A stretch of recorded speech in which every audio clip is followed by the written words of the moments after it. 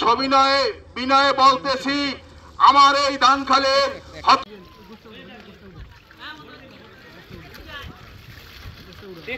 এই কষ্টে সামিল হয়েছেন, আপনাদের ঋণ কখনো শোধ করা যাবে না।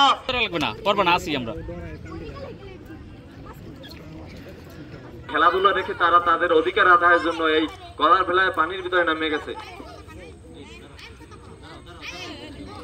ঘূর্ণিঝড় তো দূরের কথা, স্বাভাবিক জ্বরই 2-3 ফুট পানি বেশি হইলে এই রাস্তা তলিয়ে যায়।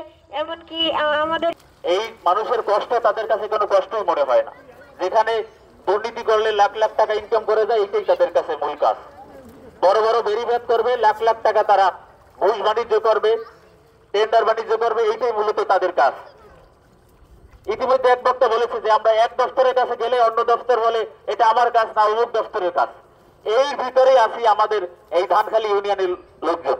আমরা কেন ভেলায় বেশি সংবাদ সম্মেলন করছি? যখন আমাদের এলাকায় জোয়ারের পানি প্রবেশ করে তখন নৌকা বা ভেলা ছাড়া আমাদের চলাচল অসম্ভব হয়ে পড়ে।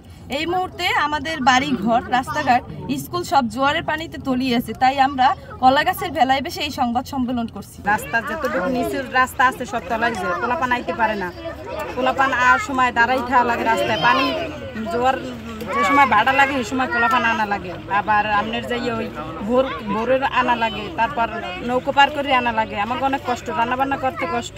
মরার পর একটু চাই যে একটু শুকনো মাটিতে থাকার, এই শুকনো মাটি আমাদের জন্য মনে হয় যে ভাগ্যে নসিব হয় না। সরকারি বা বিভিন্ন সাংবাদিক সম্মেলন করা হয়েছে, পানি উন্নয়ন বোর্ডে যাওয়া হয়েছে, কিন্তু আমাদের এই যে এই মরা লাশ নিয়ে আমরা বিগত দিনে আমরা যে লাশগুলো এখন আমরা এইগুলো লাশ অন্য অন্য জায়গায় নিয়ে আমরা দাফন করতে হয়।